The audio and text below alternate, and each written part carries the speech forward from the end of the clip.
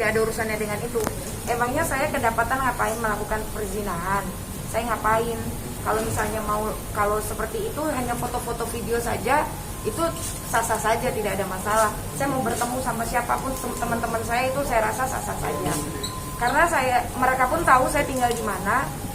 Mereka pada saat saya pergi dari rumah, mereka tahu saya tinggal di rumah ibu saya, dan habis itu saya tinggal di mana mereka tahu. Jadi saya tidak tutup-tutupin itu. Ibu saya pun juga udah pernah ke tempat saya, bahkan saya juga membawa anak-anak saya di saat kalau teman-teman wartawan pada datang ke rumah saya belum bisa temuin pada saat itu. Nah itu saya pergi gitu, tidak di rumah. Mbak Nindi sudah mengkonfirmasi belum sih Betul. alasan kenapa adik dari suami Adik kakaknya bermain. Iya, adik. maksudnya kenapa dia melakukan, maksudnya untuk surat-surat itu? Ya nggak tahu, tanya aja, mungkin takut kehilangan harta kali. Tapi Aska sendiri tahu atas perbuatan keluarganya? Nggak tahu, saya kan tidak bisa berkomunikasi dari awal saja, dari Aska tertangkap saja saya tidak tahu. Jadi saya itu baru dikasih tahu tanggal 10 Januari tepat di ulang tahun saya. Saya baru dikasih tahu, dan itu saya telepon dia karena saya pas pulang hari Jumat saya tanya, "Bapak mana? Kok handphonenya, kita kan punya grup, bagaimanapun kita masih update di grup walaupun saya nggak berkomunikasi langsung. Kok nggak ada tanya-tanya anak-anaknya, biasanya tanya-tanya gitu kan. Tiba-tiba nggak ada. Saya tanya, katanya bapak sama 5 orang teman masuk kamar. Saya marah, kurang ajar, siapa nih yang masuk kamar saya gitu loh. Saya cari-cari kemana sama siapa nih masuk 5 orang kamar ini siapa. Belum mau cerita karena disuruh tidak boleh cerita. Akhirnya saya paksa-paksa cerita, baru cerita hari pas tanggal 10. Kalau ternyata tanggal 10, 9 malam baru dikasih tahu kalau itu polisi gitu. Jadi saya tidak tahu dan saya tidak bisa berkomunikasi. Awalnya masih bisa berkomunikasi, tapi tiba-tiba tidak bisa berkomunikasi. Berarti tidak lagi menjenguk? Menjenguk saja saya tidak diizinkan. Tapi saya begitulah kira-kira. Jadi gimana mau baik kalaupun tidak ada komunikasi gitu. Selama penjara sih masih bisa ya. Tapi bahkan bukan buat apa-apa, cuma ngatur barang. Nah, Ada dari luar negeri. ternyata pernah berkomunikasi Di pas dalam waktu tanah pun bapak masih chattingan sama saya. Sama saya juga masih, tapi nggak yang sesering ke Palembang. Cuma ngambil barang-barang dia gitu dari Tokopedia atau mana. seperti itu. Berarti kan tapi tidak berkomunikasi sama saya gitu. Harusnya kan kalau mau seperti itu kan ya minta ketemu sama saya, tinggal ngomong sama lawyernya, pengen ketemu sama saya atau apa gitu. Mbak, waktu Aska waktu itu berselingkuh, perasaan Mbak seperti apa? Hancur? Mas tanya aja sama diri Mas gimana? Jadi mungkin mengetahui Mas Aska sendiri itu melihat langsung apa gimana Mbak? Enggak lah, saya nemuin tertangkap basah sendiri kok, saya melihat dari handphone. Oh, di handphone. Sempat marah waktu itu? Oh iya, saya marah. Saya makanya badan saya kurus banget itu tahun 2018, dikira saya makin narkoba, padahal saya karena ada masalah rumah tangga. Tapi sempat depresi juga nggak ya? Hah? Mengalami depresi juga. Depresi. Oh iya, saya nggak percaya orang. Ini aja yang udah dilakukan mereka ini aja, saya udah tambah nggak percaya lagi sama orang. Saya tuh sudah isi saya sudah tinggi. Saya sempat ibaratnya tuh nggak bingung. Saya sempat minum ke psikolog, minum obat. Karena saya itu kehilangan orang tua. Ayah saya itu adalah role model saya. Saya paling dekat sama ayah saya. Jadi apalagi kalau dia tahu ini bisa nggak tahu deh gitu loh. Ini karena saya udah nggak ada ayah lagi gitu loh. Jadi saya udah lelah gitu loh untuk ngelakuin kayak gini terus, karena saya merasa yang membuat ini semua itu juga bukan saya. Jadi gini loh, kita ini mengurut kesalahan itu jangan tiba-tiba sekarang, tapi dilihat semuanya itu dari awal. Benang kusutnya itu kenapa perselingkuhan itu yang dilakukan sama Aska dari tahun 2015 sampai tahun 2018. Saya tahu betul siapa orang-orangnya. Bahkan ada orang yang saya kenal juga. Jadi saya tahu, saya tidak perlu menyebutkan nama, itu biarlah menjadi urusan pribadi saya. Tapi yang pasti saya tahu itu. Berarti lebih dari satu perempuan? Oh iya. Mbak, ini kiaskan saja sendiri. Jadi ini hal-hal apa aja sih yang memicu KDRT awalnya ini? Hal-hal apa aja yang memicu awal KDRT? Ya namanya, ya kan saya bilang emosionalnya itu tidak stabil, sehingga hal kecil, hal besar, sampai hal yang memang dia kesalahan dia pun bisa itu menjadi hal yang membuat dia terpicu gitu loh. Jadi saya nggak bisa tahu apa sih yang motifnya dia tuh bisa untuk melakukan kekerasan dalam rumah tangga gitu loh. Saya nggak tahu jadi berapa persen kadarnya yang bisa bikin dia marah gitu loh. Sehingga hal kecil pun kadang-kadang sepele menurut kita itu bisa marah gitu loh. Dari secara verbal, dari secara fisik saya tuh sudah kenyang lah gitu loh. Jadi saya ini ingin baik-baik saja, tapi kita berpisah. Saya sudah sampaikan itu. Saya sudah sampaikan pada saat saya bertemu, saya jenguk, saya sampaikan saya ingin pisah. Saya sudah masukkan gugatan, tapi saya ingin baik-baik saja gitu. Berarti sampai jenguk. Mbak Nindi, betul suami sempat menolak untuk bercerai? Oh iya, sampai sekarang juga masih menolak. Tidak Alasannya mau. mungkin? Ya ingin memperbaiki. Ya nggak gampang lah untuk berpisah tuh nggak gampang karena kita kan punya 2 anak gitu loh. Cuma kan karena saya ini yang merasakan ya apa yang terjadi, yang menjalani kan saya. Sehingga saya rasanya ya sudahlah. 9 tahun kok saya tahun ke-10 saya. Saya 10 orang tua saya aja nggak tahu saya digebukin. Nggak Mbak, tahu. alasannya kemarin kan sudah lama nih pakai KDRT-nya. Alasannya speak up baru-baru ini apa ada intimidasi juga kah atau? Ya nggak ada karena ibu saya akhirnya kan sudah tahu. Akhirnya saya disupport untuk bikin visum. Kakak saya nganterin saya ke Polres Jakarta Selatan. Atas dasar itulah yang membuat saya menjadi kuat sehingga saya ya udah saya jalan gitu loh. Kalau misalnya orang tua saya nggak tahu, mungkin saya tetap akan memaafkan lagi, tidak ada masalah gitu loh. Ya sudahlah gitu terus. Cuma saya berharap kan Aska untuk perjanjiannya adalah ya Aska tahulah apa sih yang membuat dia tuh menjadi suka emosi itu. Saya nggak perlu menjabarkan apa itulah yang terjadi kasusnya sekarang ini saja gitu loh. Mbak Nindi, tahu sejak kapan Aska pakai mengetahui adanya narkoba? Sejak kapan? Saya tidak akan memberikan statement apapun soal narkoba. Aska sangat tahu persis apa yang dia lakukan dan yang dia terima sekarang ini itu adalah ya memang apa yang sudah dia lakukan itu. Berarti sudah lama menggunakan itu, Mbak? Kenapa? Berarti sudah lama menggunakan itu? Saya tidak memberikan statement apapun. Mau lamanya bagaimana saya tidak tahu, saya tidak ingin ikut campur urusan itu. Biarlah itu menjadi urusan kepolisian. Tapi intinya adalah Aska sangat tahu persis apa yang terjadi. Kalau Aska gentle, clearkan saja. Jangan bilang kalau misalnya saya udah sangat lelah mendengarkan berita kalau misalnya Aska menggunakan narkoba karena lelah terhadap saya, capek atas rongrongan saya. Aska tahu persis bagaimana saya mandiri. Aska tahu saya juga bekerja. Aska tahu kalau saya pun juga tidak pernah merongrong apapun itu. Dan rasanya kalaupun seorang istri merongrong itu adalah hal yang wajar, itu istrinya sendiri. Tapi Aska tahu kalau saya tidak seperti itu. Soal rumah sendiri, Tidak ada, itu bukan itu urusan pribadi kita lah, tidak perlu ditanyakan dan itu tidak ada urusannya dengan narkoba. Senjata api, Mbak. Saya tidak tahu menau itu biarlah menjadi ranah hukum. Saya hanya berbicara masalah saya saja, masalah orang-orang saya ini yang dibilang saya mencuri melakukan penculikan. Mbak Nindi, ini kan ya. nyimpen Mas Algas sudah berapa lama untuk mengikuti katanya? Katanya baru-baru ini. Mbak Nindi. Berarti selama ini bertahan demi anak. Oh iyalah, anak-anak saya lah. Saya bertahan demi anak-anak saya dan saya adalah orang yang sangat mencintai keluarga. Saya itu orang yang sangat mencintai hubungan rumah tangga. Saya sangat nyaman dengan rumah tangga. Saya sangat nyaman memiliki pasangan.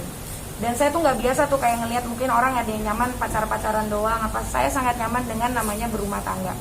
Sehingga itu membuat saya tuh merasa tenang. Terus saya punya teman ngobrol apa segala macam. Jadi saya sangat cinta sama keluarga saya.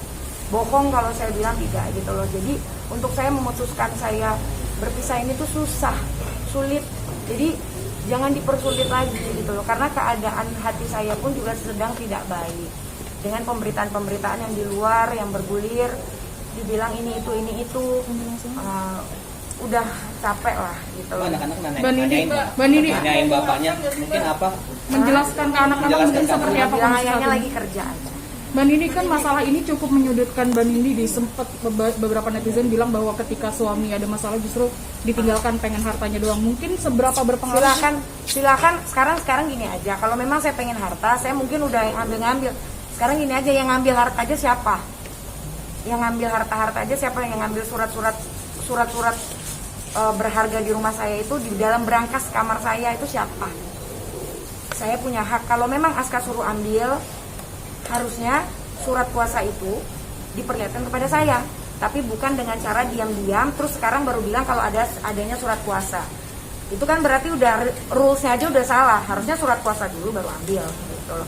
Intinya gitu aja. Jadi kalau saya tidak akan menyudutkan apapun, keluarganya tidak ada. Cuma intinya itu yang dilakukan kepada saya. Jadi terserah, saya rasanya juga punya hak. Mereka membenci saya, ya terserah. Saya pun juga bisa membenci mereka. Tapi bagi saya kita keluarga, harusnya tidak seperti itu gitu loh. Harusnya banyak hal-hal yang baik yang bisa kita lakukan bersama-sama. Rangkulan dong, karena ini kan masalah bersama. Kita keluarga dan akhirnya jadi masalah yang dikonsumsi oleh publik. Saya memaafkan, udah saya maafkan dari kemarin-kemarin saya maafin kok. Apapun yang sudah dilakukan sama Aska, baik tentang perselingkuhan, KDRT, saya sudah berusaha memaafkan dan itu saya lakukan perlahan-lahan. Saya berjalan move on sendiri. Gimana saya pergi umroh, saya mau berangkat umroh minggu depan, saya minta dia ikut.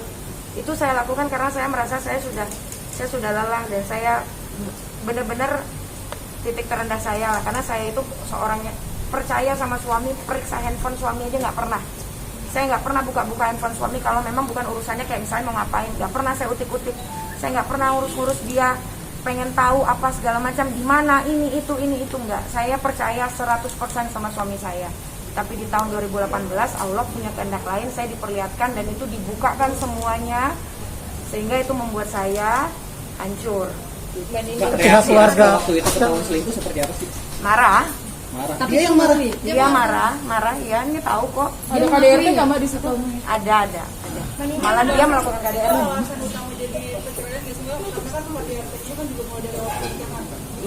Iya, banyak hal. Kita kan bertahan rumah tangga itu kan pasti banyak yang membuat kita bertahan. Tapi gugur itu kan banyak hal gitu.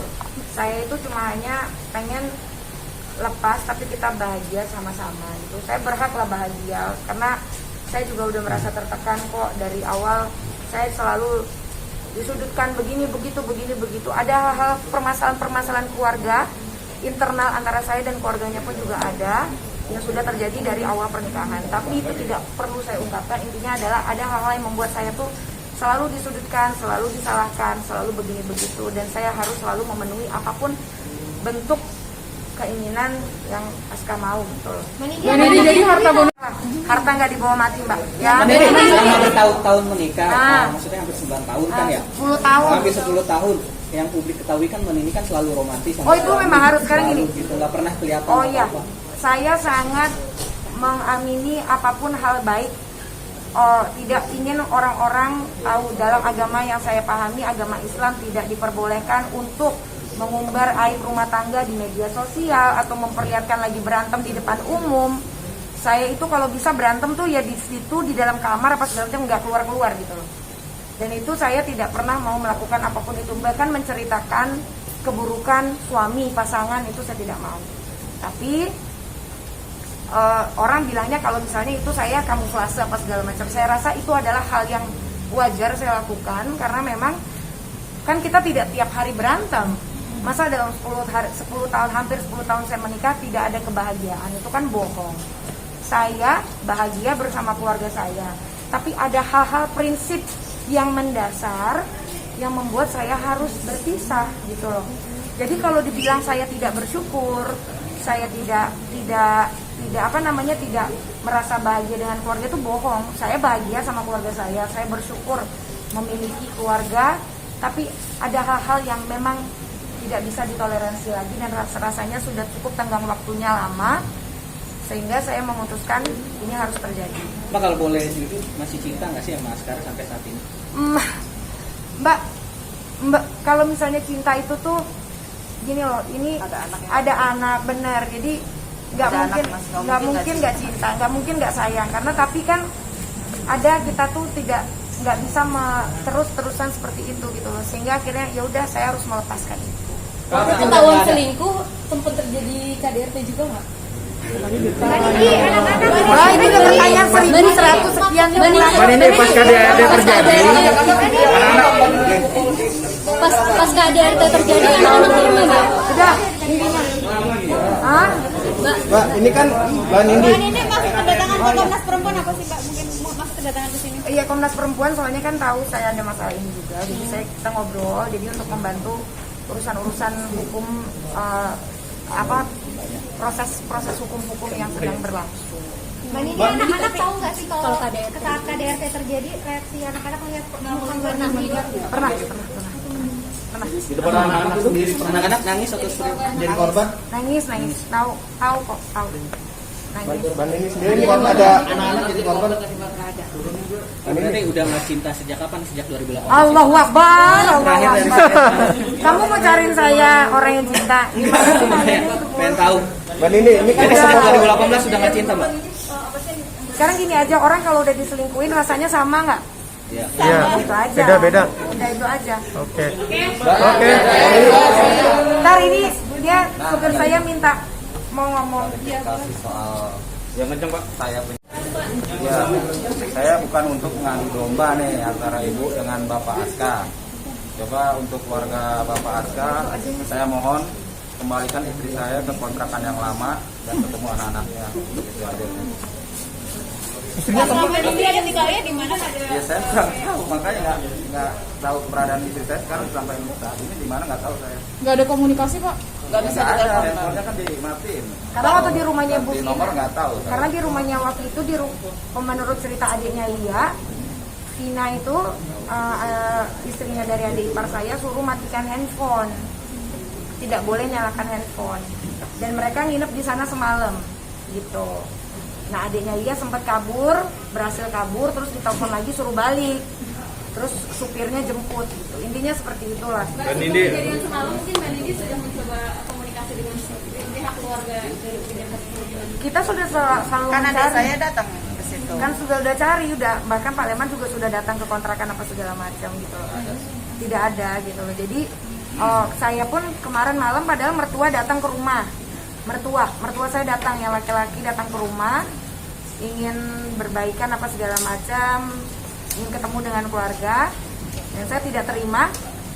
Saya disindir-sindir oleh pihak ipar-ipar saya. Maksud saya gini loh, kita ini sama-sama pihak luar. Kalian tidak tahu permasalahan rumah tangga saya. Saya sendiri tidak mencampuri permasalahan rumah tangga mereka. Jadi jangan ikut-ikut campur urusan orang. Itu yang namanya ikut campur. Belum aja nanti kalau misalnya terjadi sesuatu sama rumah tangganya mereka, diikut campurin rasanya bagaimana gitu. Jadi jangan hanya dengar cerita dari sebelah pihak. Yang tahu, yang merasakan itu adalah saya.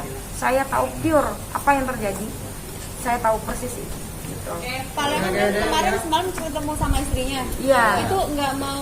Mertua pulang, saya dapat info pihak keluarga Aska mau mengeluarkan konferensi pers buka-bukaan, katanya gitu. Ngapain gitu? Ya terlepas misalnya gini loh, kita ini saya nggak sempurna, Aska nggak sempurna. Saya pun juga udah berusaha tutupin apapun itu. Tapi kok saya terus-terusan disakitin terus gitu loh. Mbak Nindi sedikit cerita tentang foto ini sendiri. Ini kan bukti-bukti foto ini kan udah lama gitu. Iya, Berarti selama melakukan kekerasan, Mbak Nindi udah ada niatan untuk mungkin Saya harus untuk punya bukti. foto-foto karena menurut saya orang-orang segala sesuatu tuh saya harus punya bukti fisiknya lah gitu loh. Karena kaca rumah saya juga pecah kok, di kamar juga ada. Itu juga bukti otentiknya ada. Anak saya aja yang kecil tahu. Gitu. Berarti udah niatan dari Mbak Nindi untuk ini nanti bukti untuk nanti proses nanti. Awalnya nggak ada niatan karena kan ini fotonya udah dikumpulin udah lama kan, beberapa di saat kejadian-kejadian. Itu sama hasil visum nggak Mbak? Hah? Sama hasil visum juga? Hasil visum iya sekali. Oh, sekali kan, doang? makanya akhirnya saya visum tanggal 19 Desember Oh lu teman sekali doang? sekali. Akhirnya saya melaporkan. Oke ya? Oke. Akhir ya, makasih ya. Yang tabah ya Mbak Nindi.